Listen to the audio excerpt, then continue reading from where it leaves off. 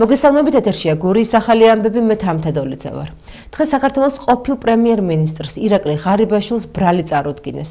ამის შესახებ საქართველოს პროკურატურაში გამართულ ბრიფინგზე გენერალურმა პროკურორმა გიორგი გვარაკაძემ განაცხადა. უწყების განმარტებით ღარიბაშვილს ბრალი განსაკუთრებით დიდი ოდენობით უკანონო შემოსავლების ლეგალიზების ფაქტზე წარედგინა. დღესვე იმსჯელა სასამართლომ აღკვეთის ღონისძიებასთან დაკავშირებითაც. მოსამართლე ეკა ბარბაგაძემ პროკურატურის შუამდგომლობა დააკმაყოფილა და ღარიბაშვილს 1 მილიონი ლარის ოდენობით გირაო შეუფარდა. ჩამოართვა პასპორტი და აეკრძალა ქვეყნის დატოვება. სასამართლოში მისულ ღარიბაშვილს კომენტარი არ გაუკეთებია, თუმცა როგორც მან მოკლედ აღნიშნა, პროკურატურის შუამდგომლობა სრულად ეთანხმება. ადვოკატების განცხადებით ის წარდგენილ ბრალს მთლიანად აღიარებს. შეგახსენებთ იმასაც, რომ ირაკლი ღარიბაშვილს ბრალი საქართველოს სისხლის სამართლის კოდექსის 194 მუხლის მესამე ნაწილის გექვე პუნქტით წარედგინა, რაც გულისხმობს უკანონო შემოსავლის ლეგალიზაციას, რასაც თან ახლდა განსაკუთრებით დიდი ოდენობით შემოსავლის მიღება. სისხლის სამართლის კოდექსით გათვალისწინებული ეს დანაშაული 9-დან 12 წლამდე პატიმრობას ითვალისწინებს. ისა თუ არა ბატონმა ირაკლიმ ჩვენება, ცალსახად განმარტავთ ამ კითხვაზე, რომ ბატონ ირაკლის არავის წინააღმდეგ ჩვენება არ მიუწევს. ბრალდებასთან დაკავშირებით განმარტეთ ამ შემთხვევაში დაცვის მხარემ და სასამართლო პროცესზეც განმარტეთ, რომ ბატონ ირაკლი ცნობს თავს დამნაშავედ, ეთანხმება ბრალს იმ ნაწილში, რაც დაკავშირებულია მისი მხრიდან უკანონო შემოსავლების მიღებაში, რაც ებმის მის იმ პერიოდს, როდესაც იგი კერძო სექტორში იყო, ბიზნესში იყო დაკავებული და შემდგომ პერიოდს, როდესაც ის იკავებდა მაღალ პოლიტიკურ თანამდებობას, ასევე მინდა ხაზგასმით აღვნიშნო, იყო კითხვები თუ რატომ შეეფარდა აღკვეთის ღონისძიების სახით გირაო. აღკვეთის ღონისძიების გამოყენების დროს სასამართლო და ბრალდების მხედველობაში იღებს ძალიან ბევრ გარემოებას და არც ერთი საქმე არ გავს ერთმანეთს. როდესაც ადამიანი თანამშრომლობს გამოძიებასთან, როდესაც ის არ ემალება გამოძიებას, ეთანხმება ბრალს და იხდის მნიშვნელოვანი მოცულობის გირაოს, პატიმრობის ნაცვლად ნაკლებად მძიმე აღკვეთის ღონისძიების შეფარდების საკითხი არის პროცესუალური სტანდარტი. მას ბრალი წარედგინა კონკრეტულად 2016 წლის შემდეგ, როდესაც ის იყო პირველი პრემიერ-მინისტრი. დატოვა ერთი წამით. მან დატოვა თანამდებობა, ის წავიდა კერძო ბიზნესში. კერძო ბიზნესში თავისი შემოსავლი, რა თქმა უნდა, ბიზნესში ქონდა. თქვენ მოგეხსენებათ და მისი ბიოგრაფია ცნობილია, საჯაროა, რომ ამ პერიოდში ჩინურ სოლიდურ კომპანიასთან ქონდა კიდევ მას ურთიერთობა, საიდანაც ქონდა ძალიან სოლიდური შემოსავლები. როდესაც მეორედ მოხდა ირაკლი ღარიბაშვილის მობრუნება პოლიტიკაში და ძალიან კარგად მოგეხსენებათ, რა ვითარებაში და რა პირობებში მოხდა ეს ყველაფერი, მას ეს არ სურდა, ეს არ იყო მისი მიზანი, მაგრამ მოხდა, აიძულეს არა, მაგრამ მოხდა. მისი ნების გარეშე ვერავინ ვერაფერს ვერ აიძულებდა, მაგრამ ერთია ნება და მეორეა, როცა თვითონ დააყენებ ამ საკითხს. აქედან გამომდინარე, აი ამ პერიოდში გამოძიება სწორედ იმას ედავება, რომ დღეს, როდესაც მისი ჩხრეკის შედეგად ამოღებული ხო გარკვეული თანხა, იცით 6 მილიონი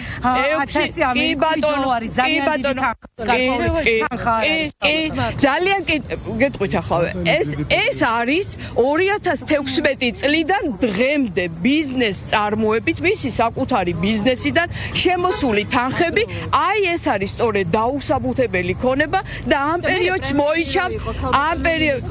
აი ეს არის, ამიტომ აქვს წარდგენილი ბრალი და აი ეს აღიარა.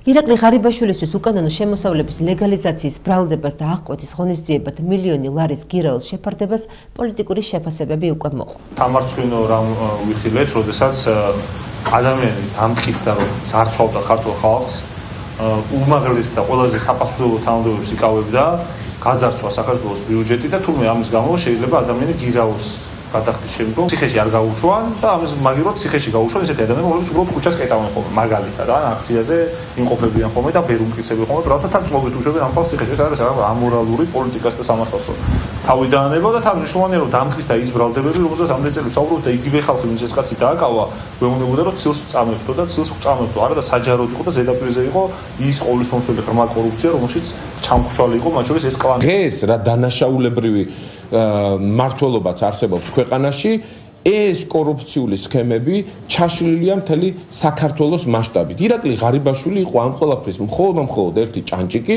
რომელიც ემსახურებოდა ივანიშვილის და ანტიქართული ოცნების ინტერესებს. მის მიმართ გამოყენებული საპატიმრო, არასაპატიმრო ქვეყნა გასული საკრძალვა თუ ასე შემდეგ, ყველა ზომა არის პოლიტიკური ზომა იმის გამო, რომ ის დაისაჯოს რაღაც შიდა პოლიტიკური გაურკვევლობის გამო. რეალურად ჩვენ გვაქვს შეხება ყველაზე კორუფციულ მთავრობასთან საქართველოს ისტორიაში. ისეთი კორუფციული მთავრობა, როგორც არის ივანიშვილის ანტიქართული ოცნება, არასდროს საქართველოს არ ყოფილა. სამწუხაროა, რა თქმა უნდა, რა რეალობის წინაშე დავდექით. ძიმეა მოსასმენად, როცა საკითხი ეხება თანაგუნდეს, თანამებრძოლს, მაღალი პოლიტიკური თავმჯდომარის პირს. მაგრამ რეალობა არის ის რომ კანონის წინაშე ყველა ვართ თანაბარი სამწუხაროა, მაგრამ ვფიქრობ რომ საბრძოლო წინაშე პასუხისმგებლობა უფრო მეტია ვიდრე პირადი ურთიერთობები. გამოძიება გაგრძელდება, ალბათ უფრო მეტი დეტალი იქნება ცნობილი, მაგრამ ის რა რეალობაც არის, ეს არის რეალობა. კანონს, რა თქმა უნდა, ჭირდება დაცვა და კანონი ყველგან იქნება დაცული.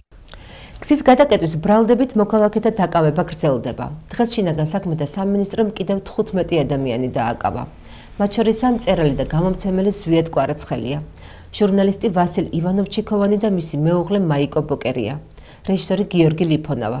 სამოქალაქო აქტივისტები და აქციის სხვა მონაწილეები. შეგახსენებთ, რომ 19 ოქტომბრის შემდეგ აქციის მონაწილეთა აქტიური დაკავებები შეცვლილ საკანონმდებლო ბაზას უკავშირდება. ახალი კანონით, რომელიც პარლამენტმა დაჩქარებული წესით მიიღო, გზის გადაკეტვის პირობები კიდევ უფრო შეიზღუდა. ასევე აიკრძალა პირბადის ტარება. განმეორებითი ადმინისტრაციული სახის დანაშაულისთვის კი სისხლის სამართლებრივი პასუხისმგებლობა დაწესდა. აღნიშნულ საკანონმდებლო ცვლილებებს იურისტი კახა ჩავლეშვილი მმართველი გუნდის საჭიროებებით ხსნის. მისი განმარტებით ეს ცვლილებები ცდება საკანონმდებლო სივრცეს და პოლიტიკური ხასიათის პრობლემა უფრო ვიდრე იურიდიული სახის. მისი თქმით, მმართველი პარტია ცდილობს, რაც შეიძლება სწრაფად დაასრულოს რუსთაველის პროტესტი. ეს ნორმატიული ბაზა, რომელიც პერიოდულად შემოდის და ავსებს ჩვენ საკანონმდებლო სივრცეს, პრაქტიკულად ნაკარნახევია მმართველი პოლიტიკური ძალის რაღაც საჭიროებების გამო. ეს შეზღუდვები, რომლებიც ამ შეზღუდვებმა რეალურად შეცვალა ის ჩვენი კულტურა თუნდაც, რომელიც ქონდა იმ შეკრებებთან და მანიფესტაციებთან დაკავშირებით, ეს საკმაოდ ასე ვთქვათ ჩამოყალიბებული იყო საქართველოში ბოლო 30-35 წლის განმავლობაში, სადაც ადამიანებს შეეძლო პროტესტის გამოხატვა. იქ არის რაღაც მთელი რიგი საშუალებები, როდესაც ადამიანებს შეუძლიათ რაღაც ფორმით ზემოქმედება მოახდინონ მმართველ პოლიტიკურ ძალაზე. ახლა ამის შეზღუდვა იმდენად მნიშვნელოვნად ხდება უკვე, რომ ჩვენ შეგვიძლია ვივარაუდოთ, რომ თუ ეს პროცესი ასე გაგრძელდა, კიდევ უფრო გართულდება, კიდევ უფრო ცუდი იქნება ამ ხრივ სიტუაცია. კანონის ავტორები ამ კანონებით ცდილობენ საკუთარი პრობლემის მოგვარებას. ანუ არა დიალოგს ხალხთან, ხალხი ითხოვს დიალოგს, ხალხი ითხოვს დათმობებს, ხალხი ითხოვს რაღაც კონკრეტულ ნაბიჯებს ხელისუფლებიდან გადადგმულს და იმის ნაცვლად, რომ ხალხთან დიალოგი ქონდა, რაღაცა გაითვალისწინოს. არაფრით არ შეიძლება, რაც არ უნდა მცირე იყოს პროტესტის მქონე ადამიანების ჯგუფი, არაფრით არ შეიძლება მას არ მოусვინოს ხელისუფლებამ, არაფრით არ შეიძლება ეს არ იქნეს გათვალისწინებული. ჩვენი ქვეყნის პრობლემა ზუსტად ესაა, რომ ხელისუფლებაში მოსული რომელიღაცა პოლიტიკური ძალა თვლის, რომ რაც უნდა იმას გააკეთებს, როგორც უნდა ისე გააკეთებს და კანონმდებლობას ირგებს საკუთარ მოირგებს ერთ კაი ტანსაცმელივით მოირგებს ამას რაღაც ფარად აიფარებს და ხდება ეს და ეს არაფრით არ შეიძლება ეს ძალიან სერიოზულ ზიანს აყენებს. შინაგან საქმეთა სამინისტროს თანამშრომლებმა 1995 წელს დაბადებული მამაკაცი დააკავეს. მას ბრალად 14 წლის ასაკს მიუღწეველი ოჯახის წევრის მიმართ ჩადენილი გარყვნილი და სექსუალური ხასიათის ქმედების ჩადენა ედება. დანაშაული 12 წლამდე ვადით თავისუფლების აღკვეთას ითვალისწინებს. ჩატარებული გამოძიებით დაადგინდა, რომ ბრალდებულმა მისთვის წინასწარი შეცნობით 14 წლის ასაკს მიუღწეველი გერის მიმართ სექსუალური ხასიათის ქმედება ჩაიდინა. მიმდიდარე გამოძიების ფარგლებში ასევე დადგენილია, რომ მამაკაცმა გარყვნილი ქმედება განახორციელა სტუმრად მყოფი 14 წლის ასაკს მიუღწეველი ნათესავის მიმართაც. ნივთი მტკიცების სახით ამოღებულია ბრალდებულის მობილური ტელეფონი, სადაც მის მიერ ჩადენილი გარყვნილი და სექსუალური ხასიათის ქმედების ამსახველ ვიდეო ჩანაწერებს ინახავდა. გამოძიება სისხლის სამართლის კოდექსის მე-11 პრიმა 151 მუხლის მეორე ნაწილით და მე-11 პრიმა 140 მუხლის პირველი ნაწილით მიმდინარეობს. შინაგან საქმეთა სამინისტროს თანამშრომლებმა სხვადასხვა დროს ჩატარებული ოპერატიული ღონისძიებებისა და საგამოძიებო მოქმედებების შედეგად ნარკოდანაშაულის ბრალდებით 5 პირი დააკავეს. მათ შორის 2 ნარკორეალიზატორია. დანაშაული 20 წლამდე ან უვადო თავისუფლების აღკვეთას ითვალისწინებს. სამართალდამცველებმა ბრალდებულების პირადი და საცხოვრებელი სახლის ჩხრეკისას ნივთმტკიცებად ამოიღეს სხვადასხვა სახის ნარკოტიკული საშუალებები, მათ შორის მეტადონი, სუბოქსინი, მარიხუანა და კანაფი. დღეისათვის სულ ეს გახლდათ, მე მომავალ შეხვედრამდე გემშვიდობებით, კარგად ბრძანდებოდეთ.